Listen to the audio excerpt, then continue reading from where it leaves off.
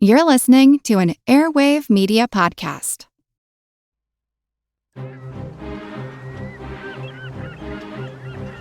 Hello, this is Matt from the Explorers podcast. I want to invite you to join me on the voyages and journeys of the most famous explorers in the history of the world. These are the thrilling and captivating stories of Magellan, Shackleton, Lewis and Clark, and so many other famous and not so famous adventures from throughout history. Go to explorerspodcast.com or just look us up on your podcast app. That's the Explorers Podcast. Monsters are as old as humanity itself. Monsters embody our fears. Yet, they help us define the boundaries of what it means to be human. We know most monsters aren't real, yet we can use monsters to learn about reality. Psychology, biology, folklore, literature, critical thinking. We're on a journey to learn about the world through the lens of monsters. And we hope you'll come along with us. Subscribe at monstertalk.org. Recorded in Chicago, Illinois, with your hosts, Ken, Matt, Neal, and Jeff. This is Triviality.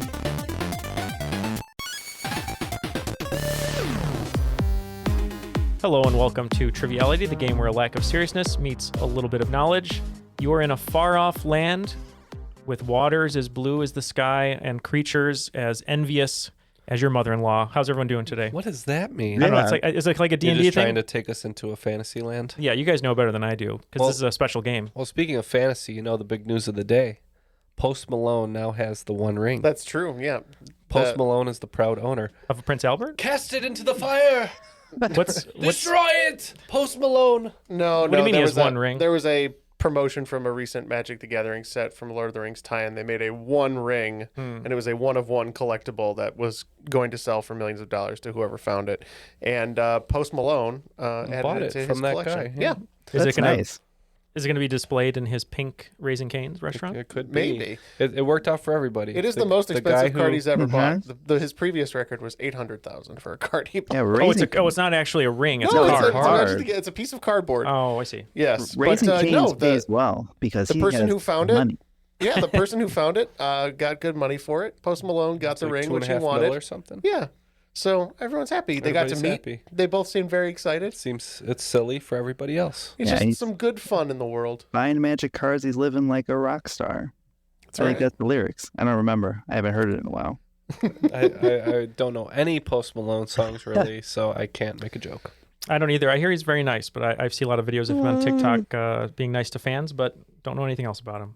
It But does genuinely seem like a decent person. well, yeah. Speaking Well, of we'll see if he casts it into the fire. speaking of casting, of fires, of spells, of magic, and what's the not bards? Bards is something. I don't know. Yeah. Bards cast Bards are spells. there.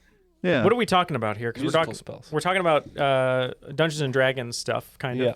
Yep. And we're why is that, talking Ken? dungeons. We're talking Well, we have dragons. a special guest, and our guest is bringing us a special Dungeons and Dragons themed game. Yeah, from the Kingdom of Tulsa in Oklahoma. We have our friend Andrew Brown. How are you, Andrew?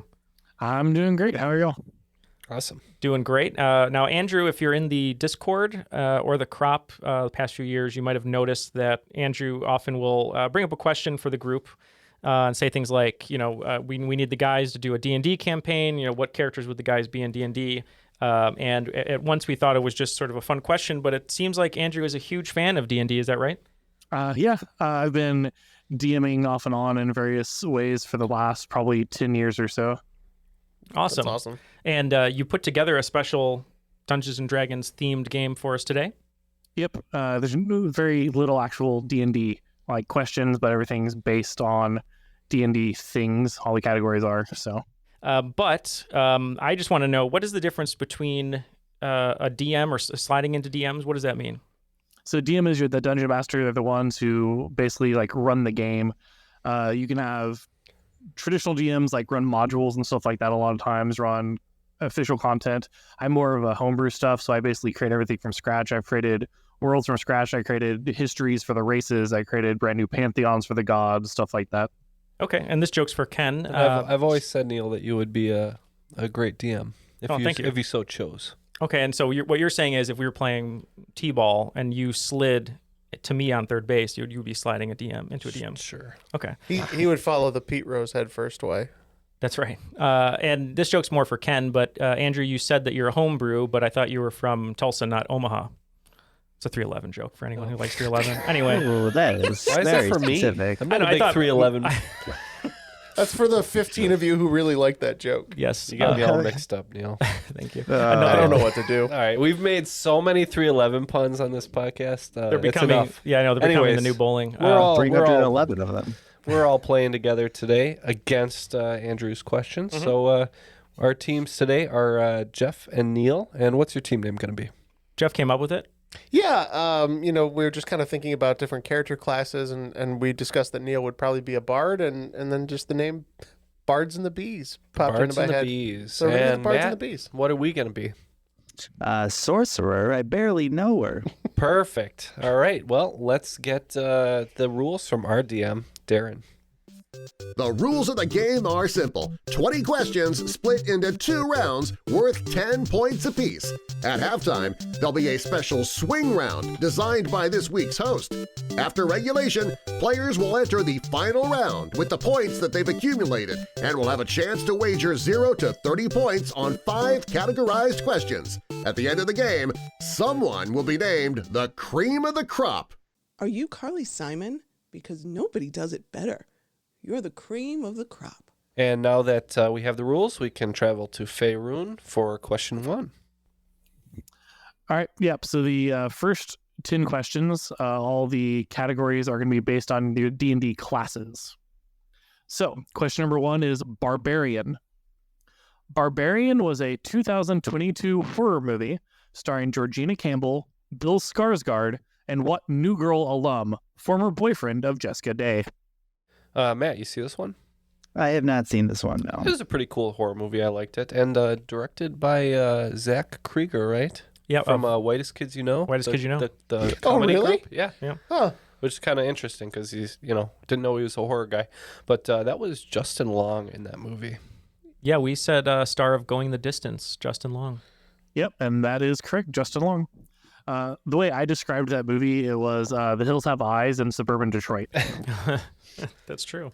Yeah, Whitest Kids You Know. It's funny how he came from a sketch group, directed a big indie horror movie, and then you got Key and Peele. Peele coming from a sketch comedy show, directing a horror movie. So who knows? Yeah. Could be a whole new crop. All right. Question number 2. Bard. William Shakespeare was known as the Bard. Which one of his plays ends with the death of Trojan Hector? All right, so Jeff and I threw out some names. I knew this was one of his more obscure plays. It has 2 names in it, kind of like Tristan and Isolde. We couldn't come up with it, so we locked in with Tammy and the T-Rex. Tammy and the T-Rex. I think you guys are right. But Matt, do you have any idea? Maybe your indie emo cred can come through for you on this one.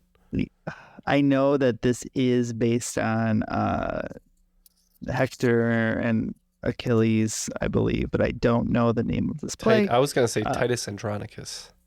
Oh, I love that yeah, man. that was my lead-in. You missed it, though. Okay. I missed it. I don't know anything about Titus Andronicus, but it sounds Greek, so shall we? Sure. I don't think Hector's there, but we'll find out. All right. Actually, no points on this one. The correct answer is Troilus and Cressida. Okay. Yep. Those are the 2 names. Well, I wouldn't have come up with it, so. All right. Question number 3 is Ranger. What man is arguably the most successful New York Ranger without a Stanley Cup? He made the team in 1962 and played for 15 seasons. He was the first Ranger to have his number retired and still holds the record for most goals as a Ranger with 406 and most points with 1,065. Started in 65. That's like so long ago Say a hockey name. for me. Wah. Say a hockey. Wah? Yeah. All right. Any idea, Matt? I was just going to say a hockey name.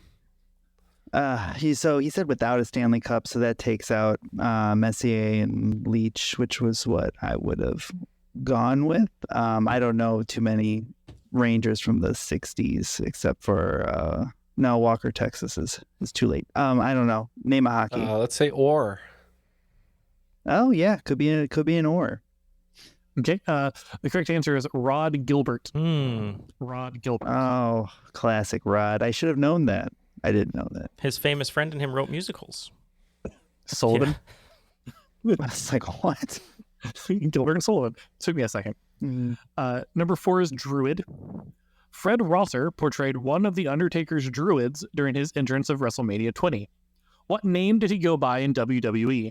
While wrestling in the WWE, he was a one-time tag team champion. Rumor has it that he might be worth millions of dollars. Millions of dollars was the primetime players' gimmick, and they were, I think, one-time champions. This would be around the era because WrestleMania 20 was like 2003, 2004. I'm torn between Titus O'Neil and Darren Young, and Titus O'Neil seems too big to be a druid, so I'm going to say Darren Young. I had the exact same thought process as Matt, and I believe it is Darren Young. Yep, both teams are correct. It is Darren Young. My druid would often turn into a werebear, so I wouldn't. Titus O'Neil is like 6'7". I would have loved to see him stand toe-to-toe with The Undertaker as a druid. Would have been great. All right, number 5 is wizard. Harry Potter is a wizard. Wizards need a good wand. What wood is Harry's wand made of? I wonder if it was extra effective during Christmas. Guess who actually knows this? Oh. I've seen so many Harry Potter movies in the last 2 years. And Matt's been playing the game. So you're good to lock in. Yeah, and I've been playing the Hogwarts game, and this is an option for the wood. What's the thing that the 3 wise men brought Jesus on Christmas? Didn't they bring him some sort of wood? No. To build a house? Gold, frankincense, and lumber. Cedar. Lumber. Yep, that was it. Definitely bringing Jesus wood. He's a carpenter, even as a baby. Oh yeah, that would you have probably been a better gift, gift, to be honest. I agree. Than the myrrh. Hey, you don't bring a bake or a soldering iron. We've talked about this before. Babies we don't need the hate frankincense. So wait, a Christmas wood, Jeff. What's a Christmas wood? Pine trees, I'm assuming. Oh, pine. I like that. I don't think it's pine. Pine's a wood. It is. And you can't really wrap your phoenix feather core with wood.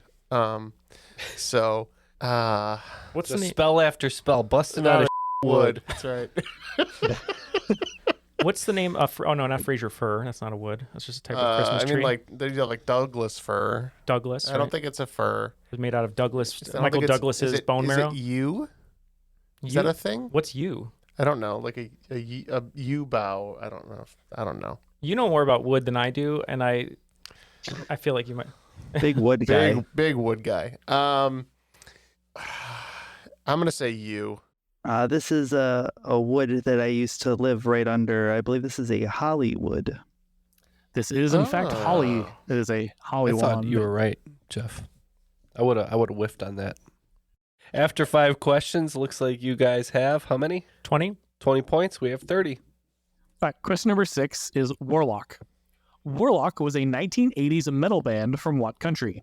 The band was originally known as Snakebite and featured musicians such as Doro Pesch, Tommy Henriksen, Bobby Rodinelli, and John Levin. You just want to say Norway? Because, metal. They sound like a Norwegian death metal band. It's funny. I was going to say Sweden. The two titans. Yeah, the two titans of death metal. So we'll slug it out and see who wins, shall we? If it's Finland. Where is Dusseldorf? Germany. I think they're German, but we can go Sweden. Ooh, they might be German. Let's go Sweden. We can go your answer, Sweden. No, I didn't even talk to you. You want to go Germany? I'm good with Germany. I just thought Dusseldorf would be funny, but I didn't know where it was. Screw it. Let's say Germany. Okay. And your correct answer is Germany. The hell is that? Got to go for the joke answer. Listening to Neal is always worth it. I have a lot of Tiger Balm on right now. We know. So my jokes are going to be poor, but the jokes are poor, but the answers are pretty good. All right. Question number 7 is Paladin. The Paladins, also called the 12 Peers, were 12 legendary knights, the foremost members of what French court in the 8th century. They play a similar role to the Knights of the Round Table, representing Christianity against a Muslim invasion of Europe. I don't know any French courts. Yeah, I don't think we're gonna come up with anything. La Resistance. Yeah, I have no idea, so that's fine. So the 8th century, this would be Charlemagne era, Neal. Mm-hmm. And aside from him being a god, what else do you know about Charlemagne? Really only that he's a god and he has a radio show during breakfast. Great radio show. Yep. I don't know much, about this court. I thought you had, you have a little bit of French. I do. knowledge, This so- one's a little tough for me because all that's coming to mind right now is where Tony Parker used to practice in France. That court. But I'm not sure. Don't just say the Court of Charlemagne? Yeah, let's do it. All right. The correct answer is Charlemagne. Nice, Jeff. All right. Question number 8 is Rogue. And this is a D&D question. Yay. Let's assume you're playing a level 5 rogue in Dungeons & Dragons 5e. You are the assassin subclass, and you have a singular rapier as a weapon. Assuming you have no magic items and no extra feats, how many dice would you roll on a successful attack on your first turn? It's the same number as the NBA Hall of Famer who died in July of 2022. Matt, although it's a D&D question, I feel your version of the answer will be more precise. Do you know the number in question? If it's who I think it is, I do. All right, Jeff, they're locked in. I feel like we have to either look at this from the Dungeons & Dragons angle, which is your domain, or I can think of a basketball player that passed away. So I'm thinking that it would be a pretty low number. Usually when you start out, you roll very few dice, usually 1 or 2, depending on the circumstance. So do you know anybody who might fit that bill? I don't know about a 1 or a 2. Was that when Bill Russell passed away? Bill Russell, he passed away last year. What was his number? I think it was 6. Okay, let's go 6. Okay. You know that thing when they keep talking and then they get to the answer that I don't want them to get to? Yeah. Bill Russell died in 2022. They retired his number throughout the league. I'm pretty sure it's Bill Russell, and he was number 6. And it makes sense because with the assassin subclass, you get more, and with the levels, you get more, so... Yep, correct answer is 6. You get 1d8 for the rapier, 3d6 for sneak attack, and with the assassinate feature, you get to roll with advantage, so it's 2d20 on that. All right, question number 9. The category is fighter. The UFC has the most elite fighters in the world, arguably. What Swedish fighter is probably the greatest fighter to never win a UFC title belt? He lost 2 title fights to John Jones and 1 to Daniel Cormier. His first fight with Jones is in the fight wing of the UFC Hall of Fame. Okay, we don't really know much about UFC fighters other than the ones that have had movie careers or been wrestlers. So we have a name that we think could, I guess, be Swedish, so we're going to lock it in. Matt, what I know about this is I believe Cormier and John Jones are like more the heavyweight sort of side of things, right? Mm-hmm. This guy's a light heavyweight, isn't he? I think he's a lighter guy. I think it's like Chimyev, right? That sounds Chimyev. Russian. It's something like that. I'll trust you. That sounds Russian to me, but yeah. Go with your gut. He definitely fought Bones and lost, so I would go with that. Okay. So, Chimyev. And as we said, we weren't too sure. We just wrote down the name Miocic. 2 Russian-sounding names for the Swedish question. Yeah. Unfortunately, no points on this one. It was actually Alexander Gustafsson. I think I've actually heard of him, but wouldn't have been able to pull that. All right, and the last question of the round is Monk. Monk Station is one of the stops on the subway system of which North American city? It features many works of art, including a Piquet-Pelle by Germaine Bergeron. So I'm hearing a lot of French stuff, right, Matt? Sounds French. So, sounds Canadian. do you like Quebec or Montreal or New Orleans, perhaps? So I would be between Montreal and Quebec, and I would lean Quebec. All right. For no We're reason. going to go Quebec. And we said Montreal. The correct answer is Montreal. Well, with that bumbling sorcerer, I barely knew her, managed to rack up 40 points. And Bards, what do you got? Bards and the Bees? We have 60. All right. Wow. We got to put our heads together here, Matt. Before we Let's conjure a little success. Speaking of conjuring up success, we're going to be conjuring up a fun day of trivia at SporkleCon this year. The 2023 SporkleCon is going to take place September 8th through 10th in Washington, D.C. It's the largest trivia quiz con in the country with over $20,000 in cash prizes and charitable donations given away over the weekend. And Matt, Ken, and Jeff are going to be there doing a full game of Triviality. Is that right, Matt?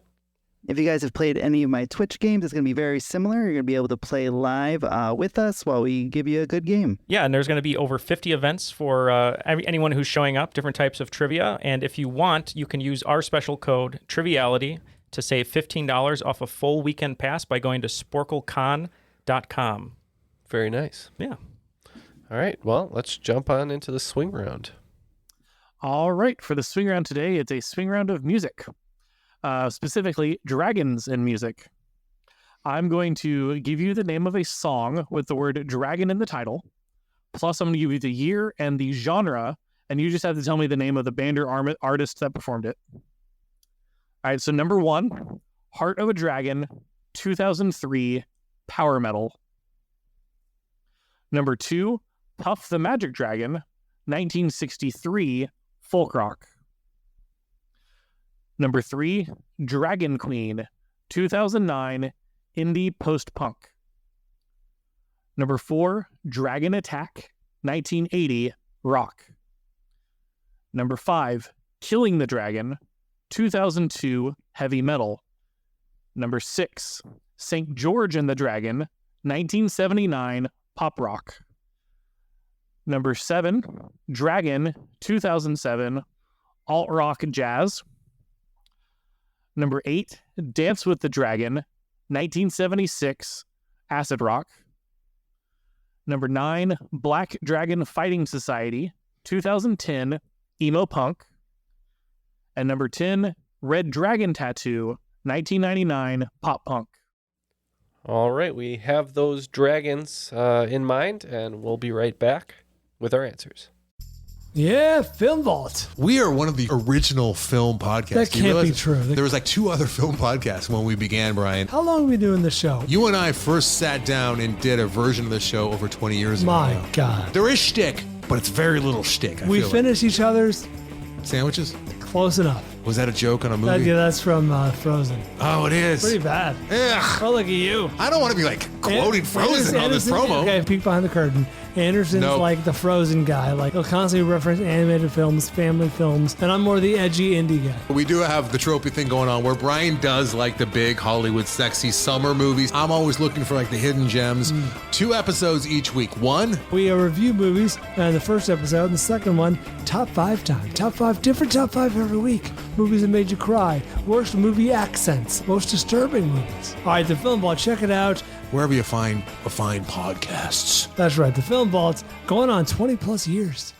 Welcome to the future in this year's wildest super fun show for adults. Hey gang, it's Josh Olson. And Joe Dante. And we want to tell you about our podcast. It's about movies. Josh, there are 1,000 podcasts about movies. Sure, but ours is different, Joe. That's true, actually. Our guests are writers, directors, musicians, comedians, actors. Hell, we even have other podcasters on. We play no favorites, and they don't talk so much about their own work, but about the movies that have influenced them and made them who they are. We call it the movies that made me. We've talked with people like Guillermo del Toro, Little Stevie Van Zandt, Martin Short, Ethan Hawke, William Friedkin, Barbara Crampton, Jonathan Ross, Dennis Lehane, Mark Duplass, Adam McKay, Lorraine Newman, Jason Reitman, Alison Anders, Elijah Wood, Stephen Canals, Eli Roth, Joe Bob Briggs, Roger Corman, Bobcat Goldthwait, Leon Douglas, Dana Gould, Martin Campbell, Shane Black, Albert Hughes, Emily Deschanel, Joe Biafra, Larry Fessenden, Nicole Housen, Shaka King, Lee Daniels, Rosalind Chow, Clancy Brown, Yardley Smith, Ike Barinholtz, Steve Arquette, Thomas Welton, Gina Prince Lightfoot, and Uwe Boll. It may not be highbrow, but it's lots of fun. Subscribe for free on Apple, Spotify, or wherever you get podcasts. In color to thrill you as never before. We are back from deliberating about our answers, and just a quick shout out to my favorite dragon band, Little Dragon. I thought it was Imagine Dragons, Ken. No, it's Little Dragon. And let's toss it back over to Andrew, and he'll give us the descriptions one more time, and we'll give our answers. All right, let's start with number 1, Heart of a Dragon, 2003, power metal. Gotta be Dragon Force. Oh, that makes a lot of sense, actually. What do we say for this one? Dio? This one we said Dio, yes. 2003. They were still around? Dragon Force is correct. Damn. Yeah. I should have thought of that. Yeah, you really should have. I had to make the first question. 2003, Heart of a Dragon, power metal. Who could it be? All right, number 2, Puff the Magic Dragon, 1963, folk rock. So we had a little bit of deliberation here between Peter, Paul, and Mary and Mamas and the Papas, and we went with Mamas and the Papas? And you flipped wrong. Oh, this no. is Peter, Paul, and Mary. This is Peter, Paul, and Mary. Number 3 is Dragon Queen, 2009 indie post-punk. This one, we were just thinking of any indie post-punk around that you would hear at the Urban Outfitters, and we went with MGMT. We thought this was an update on a previously huge hit of this band. We said ABBA. If you've ever listened to the show, I'm notoriously not good at music. This was actually the only band I hadn't heard of the ones I named. This was the Yeah Yeah Yeahs. Oh, yeah. So Dragon Queen, Naps. tongue so That's what I big, remember. licks everything clean. Oh, sorry. Go ahead. Number 4 is Dragon Attack, 1980 rock. So based on the description just being straight rock and the year, we're going to say it's Kiss. Yeah, we just said Judas Priest. This was Queen, actually. Really? Man. Yep. Number 5, Killing the Dragon, 2002 heavy metal. We went with Rhapsody. This was a band I saw live that was a lot of fun. We said Halloween. This was Dio, actually. Son of a bitch. I knew Dio was on here somewhere. I could feel it. Well, yeah, it's about dragons. So. Number 6, St. George and the Dragon, 1979 pop rock.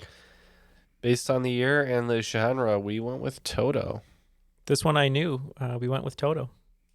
It is Toto. Oh, what a good guess. I don't know if the dragons were in Africa or not, but number 7 is Dragon, 2007 alt rock jazz. Just trying to fit that genre, we went with Mars Volta.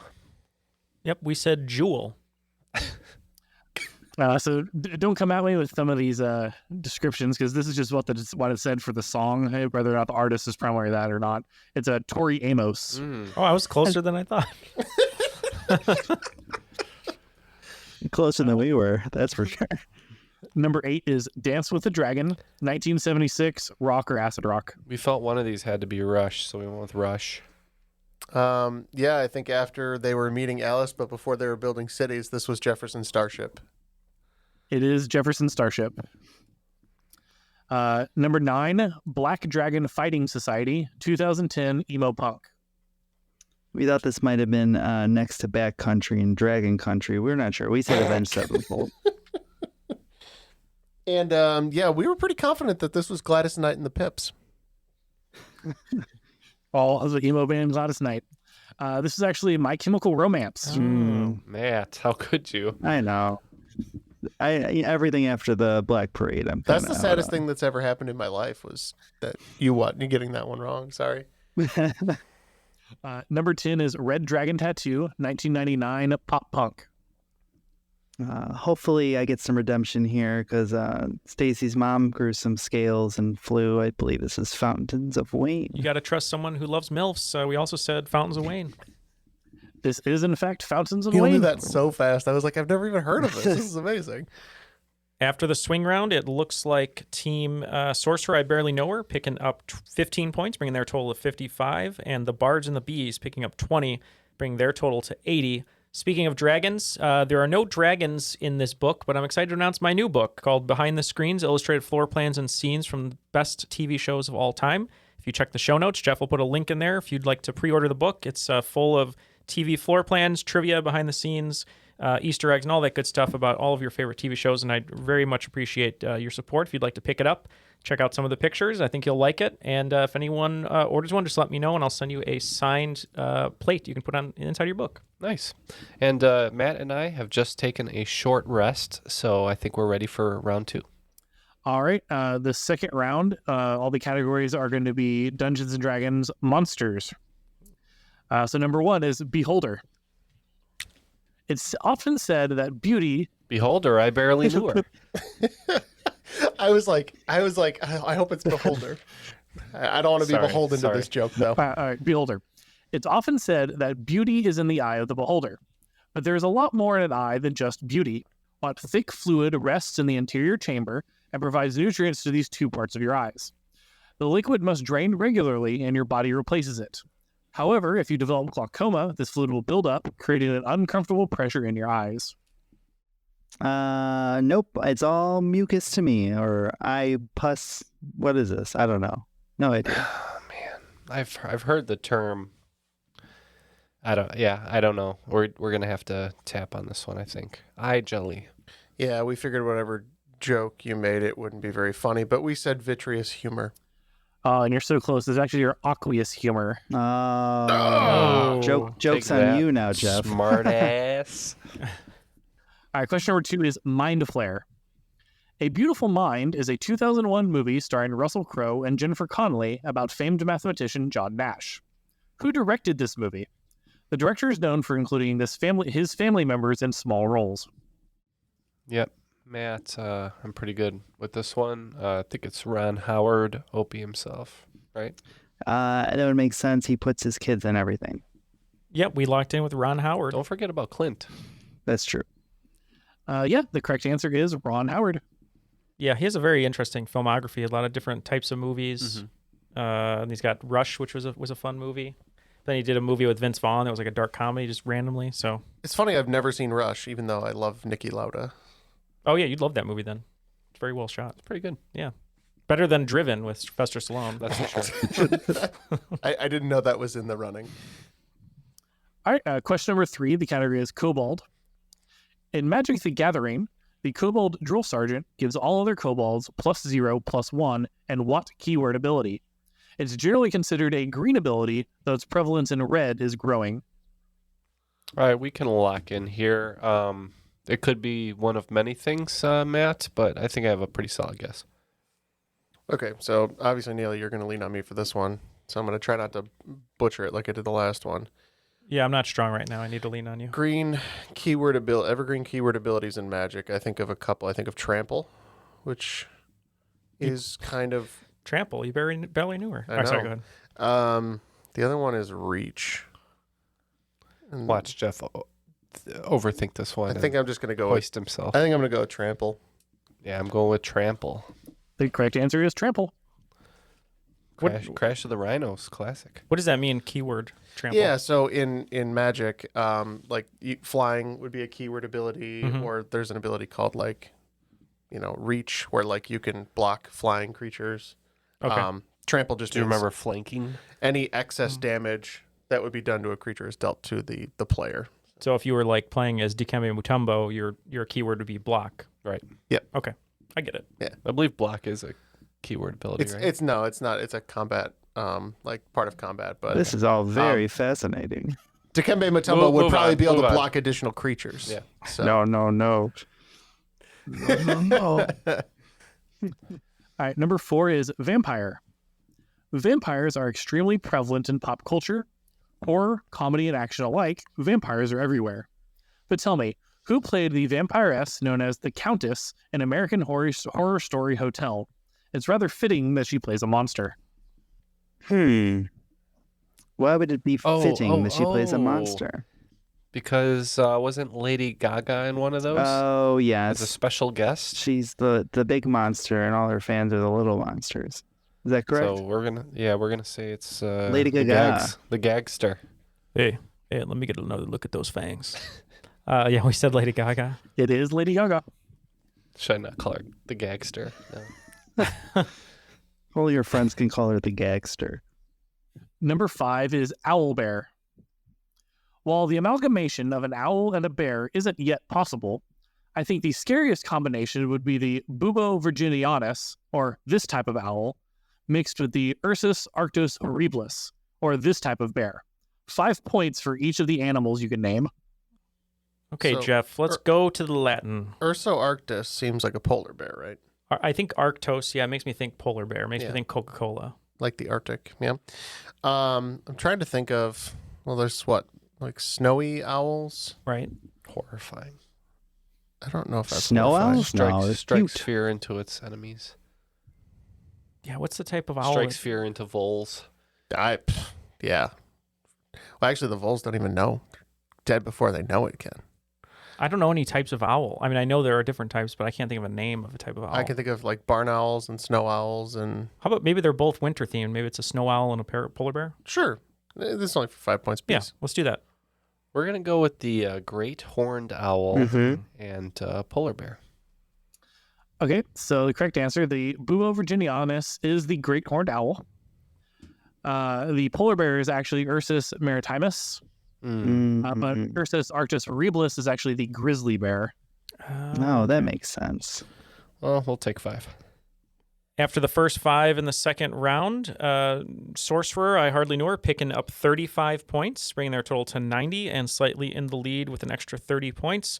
The Bards and the Bees at 110. Question number 6 is Mimic. A Mimic and the Pokemon Ditto are basically the same thing, right?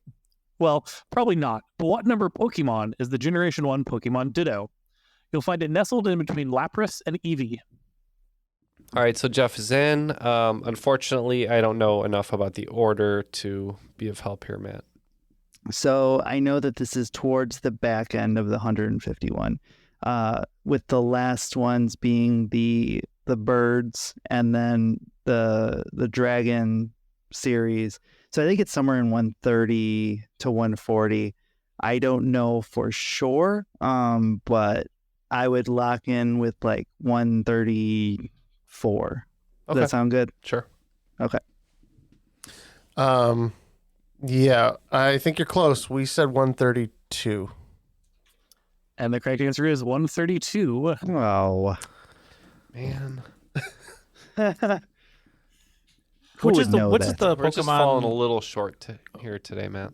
Who's the Pokemon that looks like a mime that they made fun of in the movie? Mr. Mime. Oh, it's just Mr. Mime. Okay. What does Ditto look like? What is that? Ditto is like a little pink blob. He's a little, but he can transform into anything. Right. But the eyes look really stupid. So like if you saw Pokemon Detective Pikachu, like any character that Ditto did, it would look like the character, except it would have stupid Ditto eyes. I see. So, yeah. Question number 7 is Lich. In the Adventure Time episode titled The Lich, who voices the Lich? You might see him riding motorcycles or fighting Blade. So we're trying to figure out people who've ridden motorcycles and have been in Blade movies. We came up with Stephen Dorff, but we don't think he's on Adventure Time. We know Patton Oswalt is in the third Blade. Maybe he rode a motorcycle at some point, so we said Patton Oswalt. All right, I'm a huge Adventure Time fan, and my answer is confirmed because this actor is in a ton of Guillermo del Toro films as well as Sons of Anarchy. So it's Ron Perlman. That's a good answer, yeah. Yep, the correct answer is Ron Perlman. Fun fact about this, so I wrote these questions a few weeks ago, and I went to trivia last night. This was almost one of the exact questions that was at trivia last night. You're like, I got this. I would have not known it otherwise because I've never seen the episode of Adventure Time. I would have said Ron Perlman. I totally forgot he's in Blade, too. Oh, yeah. And if one, yeah, no worries. And his voice is perfect for a Lich. Right. Yeah, as soon as you said that, I'd have been like, oh, yeah. All right, question number 8 is Basilisk. The Basilisk is mentioned in which of Chaucer's Canterbury Tales? It is the final tale of the 24 and is a lengthy prose sermon on the 7 deadly sins. Do you know much about the Canterbury Tales enough to lock in on this? I think for me, this would be a Canterbury fail. Okay. Because I don't know any of them. Jeff, I don't know much about the Canterbury Tales other than the location, sort of what they're about, and the author. But other than that... I only know the author, so you're ahead of me on that So one. I think maybe we lock in with a different tale of Southland, the Southland Tales.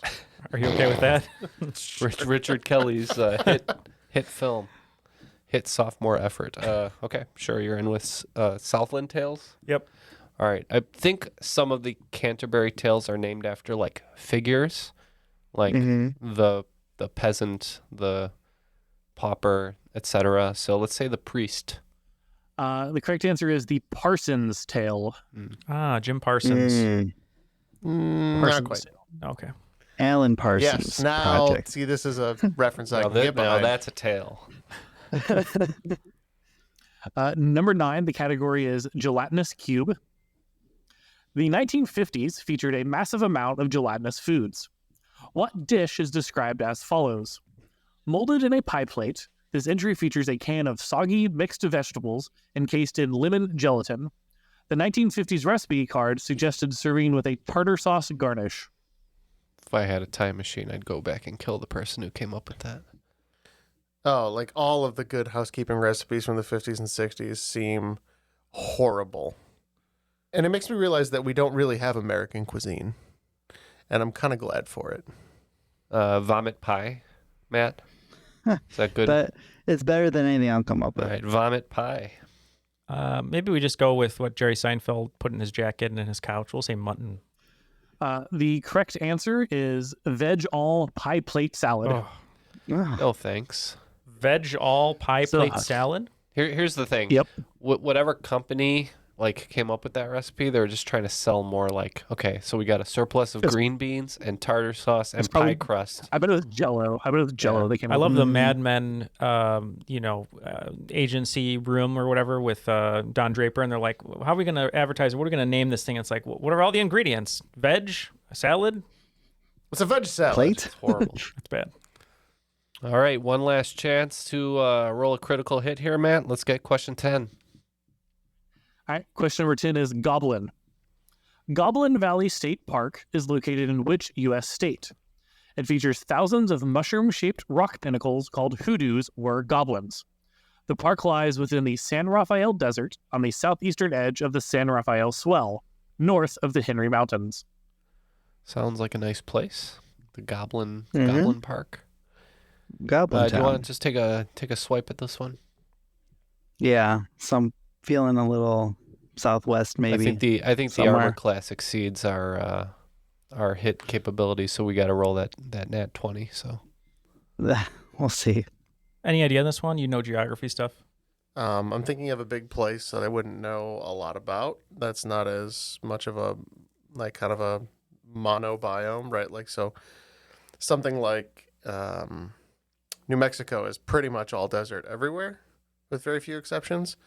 So I was thinking of something more diverse ecologically, like a California or a Texas. And then when I thought about Texas, I thought that our host was from Oklahoma. So maybe it's in Oklahoma. I like that game theory. But I don't know. Let's do game The theory. Henry Mountains could very well be anywhere. Let's say Oklahoma. Why not? New Mexico. The correct answer is Utah. Oh, man. Utah. At the end of regulation, both teams only picking up 10 points. Sorcerer, I barely knew her, is going to end with 100 going into the final round, and the Bards and the Bees is going to end with 120 going into the final round. But before we do that, just wanted to give a quick shout out to our Patreon supporters. If you'd like to go to patreon.com/trivialitypodcast, you can join a growing number of folks who love to support the show, get extra bonus audio content like the crop drop and the monthly Patreon bonus, as well as a bunch of other perks like getting episodes early and our newest episodes ad-free. Jeff, you always have some really nice heartfelt words for our patrons. What do you want to say to them today?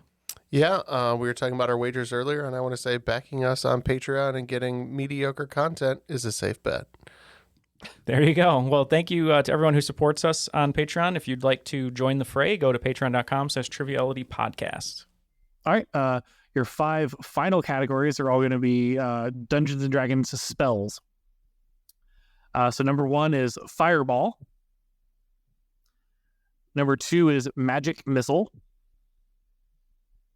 Number 3 is Wish.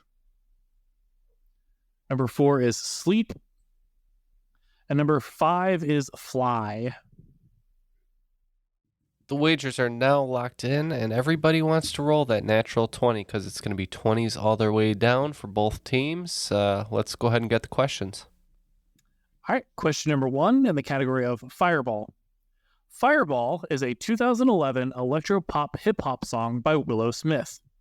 The song features what Trinidadian-born rapper and singer? Question number 2 in Magic Missile. Magic Missile is a Dungeons & Dragons staple. It's so popular because it deals force damage, which not a lot of enemies have resistance to, as well as it almost always hits. What is the one low-level spell that can stop Magic Missile? Number 3 is Wish. Wish is a pretty popular e-retail company. It was created by a former Google engineer and has over 1,000 employees while earning over $2 billion in revenue. But in what year was Wish founded? Within 1 year. Category 4, in Sleep. A 1937 surrealist painting titled Sleep features a large, soft head and virtually non-existent body supported by several crutches. Who painted this work of art? And number 5 is fly. The fly stroke or butterfly stroke is a swimming stroke swum on the chest with both arms moving symmetrically, accompanied by the butterfly kick, also known as the dolphin kick, along with movement of the hips. What American male currently holds the record for both the short course and long course butterfly? We have our questions. We'll be right back with our answers. If you enjoy bizarre true stories, then the Useless Information Podcast is the podcast for you. For example, did you know that author Robert Louis Stevenson gave his birthday away? Or that there was a football team that played for 6 years before someone realized that the school never ever existed? Or that a dog in upstate New York was once placed on trial for murder? Well, to hear these and hundreds of additional fascinating true stories from the Flipside history, be sure to check out the Useless Information Podcast. That's the Useless Information Podcast, podcasting worldwide since 2008 and available on Apple Podcasts, Spotify, or wherever you're listening right now. Be sure to check it out. Hutchinson, Minnesota had some problems. For the adults of Hutchinson, the problem was the teenagers. They kept sneaking off at night to empty barns where they'd, brace yourself, dance. Who knew what sort of sin and heavy petting and French literature these barn dances might lead to? No, the adults of Hutchinson, Minnesota did not approve. And neither, it seemed, did the devil. One summer night, Satan himself suddenly appeared in the middle of the dance floor, and the debauched teens ran in fear. He showed up at the next dance, too. For a few months, it seemed like you couldn't go to a late-night barn dance in Hutchinson without getting chased out by the devil, pitchfork in tow. Until one night, when a 14-year-old boy had the good sense to shoot him in the chest. At which point the devil was revealed, Scooby-Doo style but bloodier, to be the local Methodist minister, dressed in a costume and flown in from the roof by rope and pulley. This is The Constant, a history of getting things wrong. I'm Mark Chrysler. Every episode, we look at the accidents, mistakes, and bad ideas that helped misshape our world. Find us at constantpodcast.com or wherever you get your podcasts.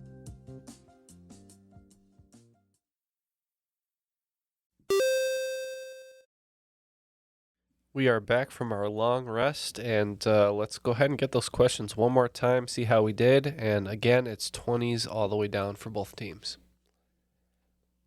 All right, question number 1 in the category of Fireball. Fireball is a 2011 electro-pop hip-hop song by Willow Smith. The song features what Trinidadian-born rapper and singer? Pretty sure that this is Nicki Minaj. We agree. We said Nicki Minaj. Yep, the correct answer is Nicki Minaj.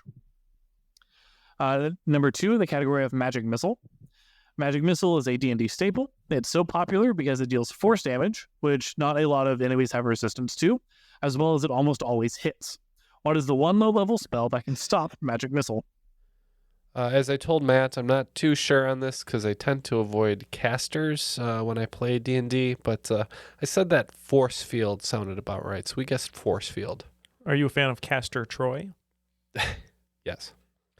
Could eat a peach for hours. We think one of the best ways to block something is with a shield. So we said shield. The correct answer is shield. Question number 3 in Wish.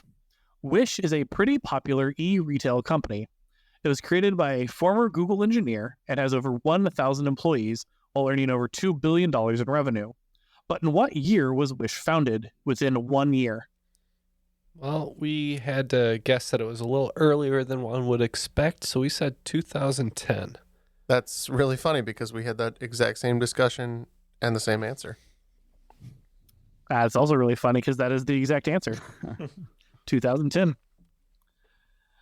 Category 4 is Sleep. A 1937 surrealist painting titled Sleep features a large, soft head and virtually non-existent body supported by several crutches.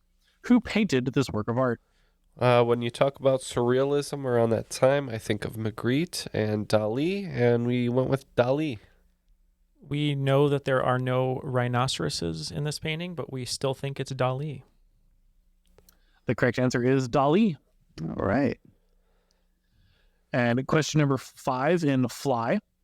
The butterfly stroke or fly stroke is a swimming stroke swum on the chest with both arms moving symmetrically, accompanied by the butterfly kick, also known as the dolphin kick, along with movement of the hips. What American male currently holds the record for both the short course and long course butterfly? We went with the man who eats 7,000 calories in one sitting, Michael Phelps. Yeah, we couldn't think of another swimmer. We know that he's really good at this one, so we said Michael Phelps. Yeah, so this one, unless you follow swimming at all, is probably the hardest question on here. Michael Phelps held the long fly record until 2009, but has never actually held the short fly. It's actually Caleb Dressel. Oh, I didn't know good old that. Caleb. Well, after all the points have been wagered, Sorcerer, I Barely Knew Her, picking up 20 points, bringing their total to 120. And the Bards and the Bees picking up 60 points, and the lead and the win with 180 points, making them today's cream of the crop. Crop rules everything around me. They slayed the dragon. They completed the mission. They went into the cave and found the crystal. Stuff like that. Is that right? Yeah, sure. Could be. Yeah. It depends on what you write. Your imagination is your boundary. Well, I like that. Coming soon to a Cineplex podcast plex near you is going to be my DM'd game for all of you to play. 2023. I think we should your do it. I think imagination we is your should boundary. play D&D on podcast.